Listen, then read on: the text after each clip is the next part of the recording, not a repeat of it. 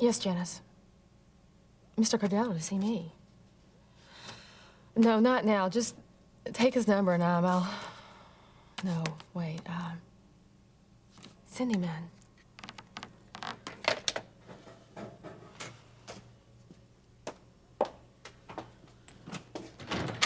Hello, Mary Ann. Thank you for seeing me. I didn't mean to interrupt your morning like this. Vince, I wish you would have called first. I'm already behind schedule. Oh, I'm sorry. It's about Russ. I haven't been able to find him since I got back from Chicago. Have you seen him? I have no idea where he is. Well, I went over to the townhouse. Apparently, he didn't go there last night. I thought he might have told you where he is.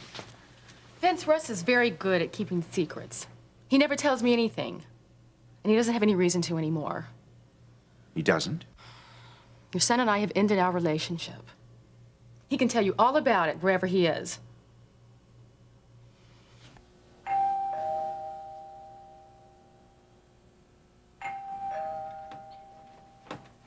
I'm coming.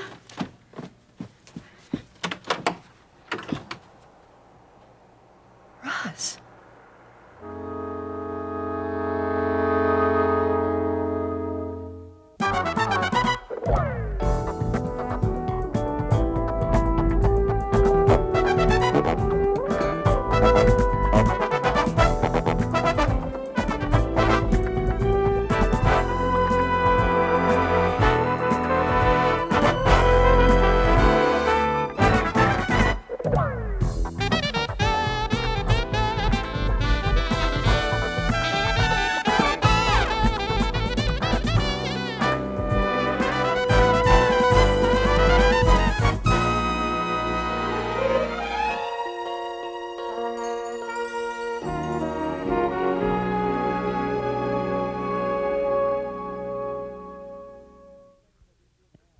Mary Ann, if you and Russ have had some kind of a disagreement, certainly give yourself a little time to let the air clear, but whatever you do, don't call off the relationship. It's already been done, Vince.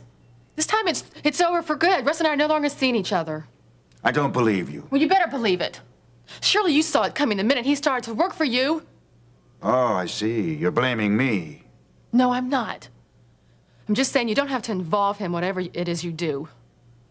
As I recall, a short while ago, you were encouraging Russ to come to work for me. That's before I knew what you did for a living. And now you know? You and your investments. I don't know exactly what they are, Vince, but I don't believe they're legitimate. Well, Hollister Mall, for instance, you certainly know that's legitimate, and I'm considering investing even more heavily in that new office complex that your brother's just landed. Well, that's fine, and I'm sure Gil will be delighted. But that still doesn't explain why Russ has to be so secretive. Mary Ann, I'm not going to defend myself to you. I'm not going to defend Russ either, for that matter. But what I have seen between the two of you speaks for itself. I think you are very good for him. But is he good for me? Mary Ann, I still hope one day that I can call you my daughter-in-law. Now, Russ needs you right now more than ever before, believe me. Promise me that you will reconsider getting back together. Vince, I'm sorry. I can't. All right. I won't say I understand it, because I don't.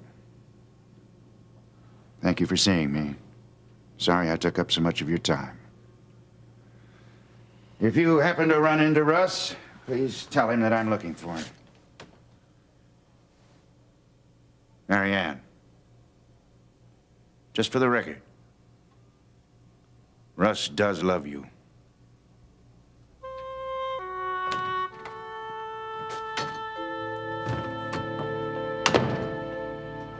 Terry, could I come in? Yeah, sure. Come on in. Thank you. I guess I'm the last person that you ever expected to see again. Well, I will admit that crossed my mind. I mean, I haven't seen you since... Since I was fired from Kingsley General. Yes. It's been a long time.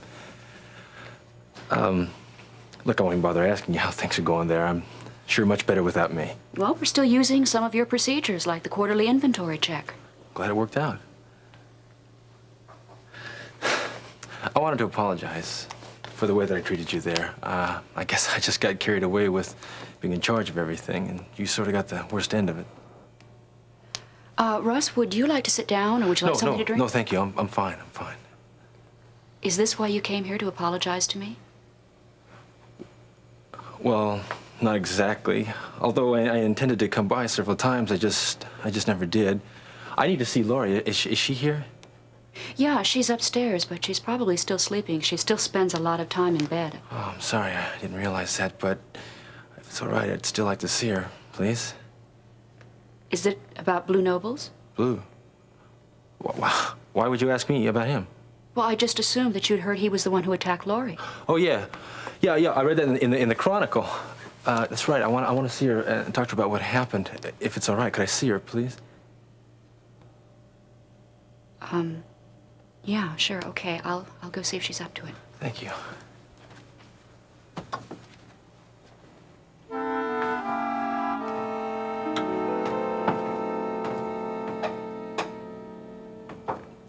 I'm not kidding, Leon. I really think I'm in love. Again? I'm serious. No, I'm at the flowers and candy stage. That's how bad it is. Flowers and candy, you. Yep. Hey, man, now, since when is this your style? I mean, my friend Mimi tells me that it's usually a tour of your company after hours, a cruise in your vet, champagne dinner at your place. This one's different, Leon. I can't even get her back to my place. No, she's a model. Well, not just a model. She's the manager of Models Associates. But she won't be a cover girl long if you keep feeding her chocolates. Oh, well, so I guess I'm gonna have to bring her by just so you can see what she looks like. Hey, she might even like this place. I mean, since I've classed it out a lot. Well, let me know, when you decide to bring her by so I can nail down the red carpet. All right, now that's the spirit. Hey, Miss Amber Phillips deserves the best, I'm telling you. Phillips, huh? Mm-hmm. Any relation to Dr. Dave Phillips? Yeah, Dave's her father. Except she doesn't want to have anything to do with the loser. Some loser. He opens up a clinic where he can't walk safely in daylight. He's helping hundreds of folk that wouldn't have a chance for decent health care without him, and she calls him a loser. She's got her reasons. You know, she says he's a certified lush. See, her brother died in a car accident caused by Dave because he had too much to drink that night. If our own Red Lawn works for him, he's good enough for me. And besides, she wouldn't work for any man who comes to work with the shakes every morning. Well, Amber's not gonna make this whole thing up. Put it on hold. I got some other customers waiting for my service. Thanks for treating me to breakfast, Gene. If you hadn't come along, I'd still be assaulting that vending machine. Well, I'm glad I showed up early. At least I thought I was early.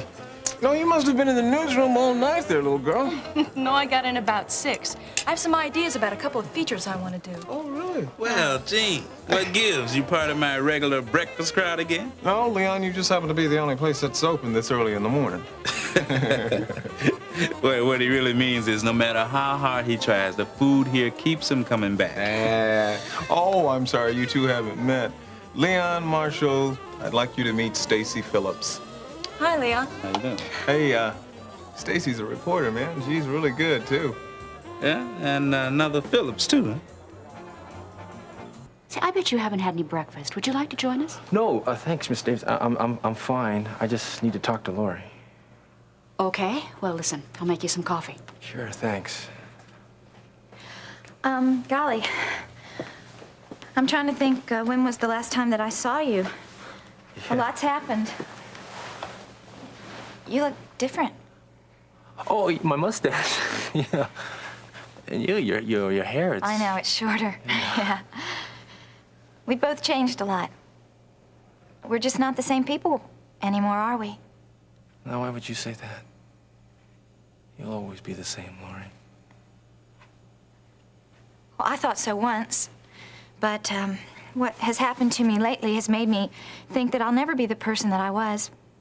I don't know, it's like I'm sort of like the kids that I taught at Monroe. I'm always frightened and angry that I'm frightened. You don't have to be frightened anymore. Yeah, that's what Ben says. Everything's back to normal now that Blue Nobles is dead. Yeah, he's dead. And he won't ever bother you again. I know. I just wish that I could have done something sooner. Anything to prevent what happened to you. Well, how could you have stopped him? I mean, no one could have. Russ, I just have to believe that the Lord is going to help me forget about all this whole thing, and if I don't believe that, then I'll never get over it. I don't know if you understand what I'm trying to say to you. No, I think I do. I think I do. Only, how do you let it go, Lori? What? Well, when you've done something or something's happened that you know shouldn't have, and it's always right there. It won't go away. It's right there in front of you, all the time.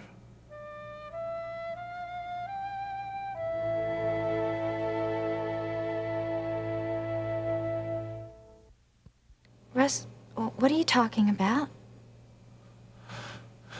Nothing. Nothing at all. I guess I'm just saying that I understand how you feel. I just can't forget seeing you, how you were in the hospital. You're in shock. You couldn't talk because of what that scum did to you. You know, Lori, I wanted to hunt him and kill him myself, and I would have if I knew where he was. Marianne told me how upset you were. It kind of reminded me of how protective you were of me when we were dating in college. Those times seem like a long time ago, don't they? Yeah, they do, especially now. You know, Ben's a lot like you. He's quick-tempered and overprotective. He didn't want me to teach at Chesterfield. I should have listened to him. How's his hand since the surgery? Oh, well, he doesn't talk about his hand. He can hardly even hold things in it sometimes. Noble's ruined his life, too. He attacked Ben and stabbed him just as easily as he tried to rape you, Lori. That's why he deserved to die. Russ, I don't understand what you're trying to say, and I really don't even know why you're here. Just forget it.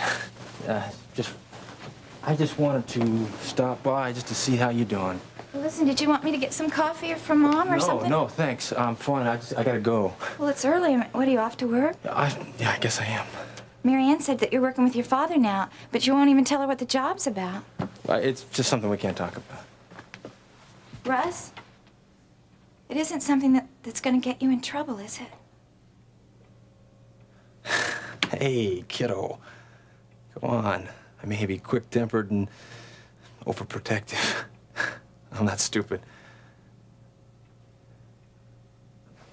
I'm glad you're doing so well.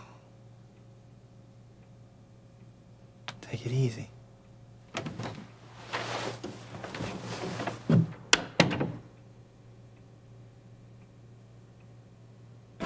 How many more of you are there? Excuse me? I mean, of Phillips. I mean, I know there's the doctor, then there's Amber. Amber, you know my sister? No, I don't, but the gentleman at the bar claims he does. Gil Prescott? Yeah. I thought he'd still be getting his beauty rest about now. No, he's in here almost every morning about this time. I'm thinking about putting his name on one of the bars. Hey, listen, you can give him all the territorial rights you want. Just give us some breakfast. Yeah, will do, Gene. I can start you off with a cup of coffee house there. Sounds great. Okay, coming right up. Hey, Stacy, when we get back to the office, I could use a little help in going through the microfilms. Another Watergate assignment already? No, but I'd like to see how many unsolved homicides have taken place in Kingsley, say, within the past year or so. Homicides, blue nobles, huh? Yeah. There's a lot that can be done with this story. Now, the police, they don't know who murdered him. And I have a funny feeling that whoever pulled that trigger knows a lot more about Blue Nobles. A lot more about it. I mean, a lot that they really don't want us to know about. So... Whatever happened to Monk? Oh, Monk. Well, at least Monk and Hernandez have been cleared of the attempted rape charge, so... But they still have to contend with breaking and entering. The police don't treat a felony lightly. Yeah, I know. I mean, they weren't using their heads when they tried to walk off with that video equipment. Boy, but at least... But it's different with Monk, though, because his sentence I don't think is going to be that great because it's his first offense. And I'm going to try to get Harold Webster to represent him. You've really gone out of your way to help Monk. Are you still planning to have him visit and stay with your family if he's released? If it means getting that sentence reduced, absolutely. But one thing, I haven't said anything to Carla about this yet, though. Do you think she's gonna go for that, Gene? I don't know. I don't want to do anything to upset her. I mean, after all, she's so delirious about the fact that we might be able to buy Terry's house. Well, look who we have here. Two of Kingsley's finest reporters. How's it going, Gil? Great, couldn't be better. Hello, Stacy. Gil? Gene, I might have a story for you. Or if you, Stacy, if you're interested. You have a story? Yeah. Well, you both heard about the Canterbury office complex that I'm working on? Oh, yeah. Hey, congratulations on that. Thank you. It was a tough bid, but I was able to pull it off. Well, starting next week, I break ground on the construction, and I thought maybe you'd like to cover it for the front page. Oh, huh? Front page? Yeah. Why don't you just give me a ring, and I'll fill you in on details, okay? All right, sure. All right. Well, I'll see you later.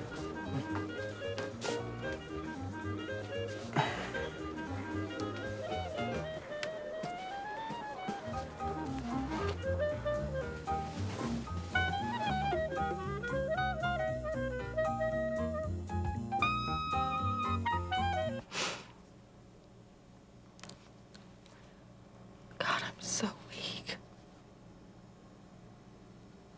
Please help me. I want to do what's right. I need your strength. When I asked you to be my Lord and Savior, you said you would be my strength.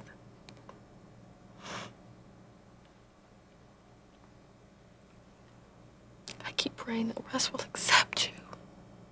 Why can't he accept you, Lord? Is it so wrong to be in love with him? How do I stop myself from caring?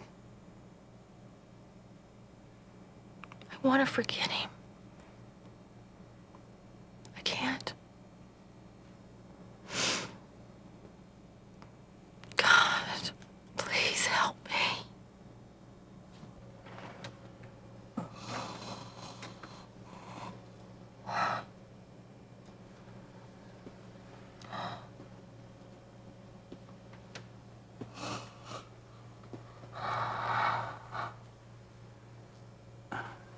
Marianne, Gil, I didn't hear you come in. I know you didn't. Aren't you going to tell me I'm not doing my work? I wasn't going to say that, no. Well, it's true, I'm not. I've wasted the whole morning. You're upset about Russ, aren't you? How did you know? Well, Janice told me that Vince came by. And Russ is the only thing you and he have in common. More like had in common since we've broken up.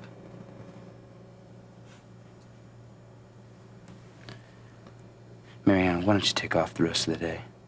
Maybe go shopping or something. I can handle things around here. Hmm? Yeah, I think maybe I will. Thank you for understanding. Yeah, I just didn't want to repeat what we did last time. You know, you're my little sister, and I care a lot about you. I just hate seeing you hurting.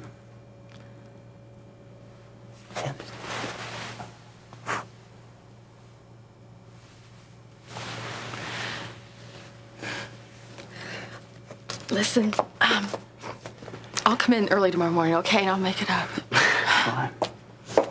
Oh, Marianne. I saw Russ over at Leon's diner.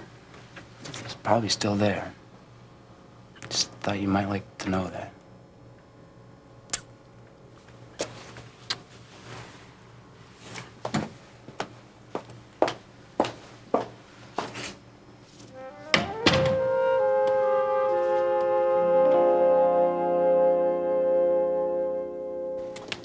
Sure, Mr. McGovern will, Gene. Just like he'll let me do the Mary M. Mason follow-up if you don't do it.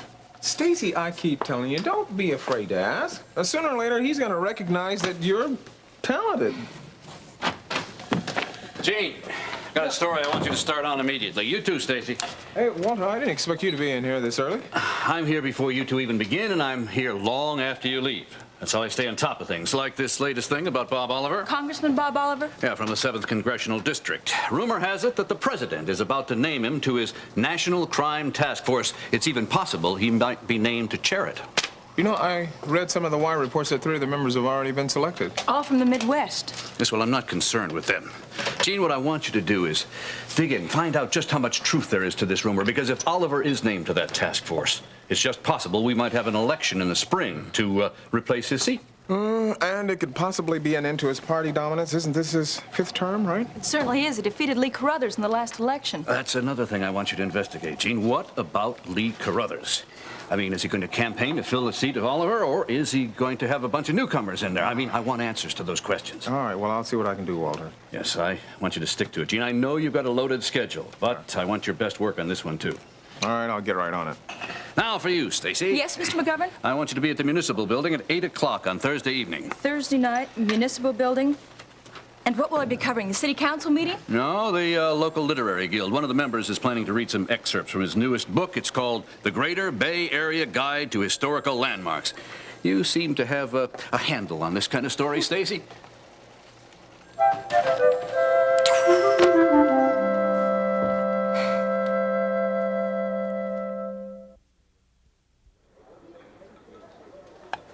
Here you are, on the house. You look like you can use it. Oh, thanks. Can I get you anything else? No, I just need to sit here for a while. Yeah, well, take your time.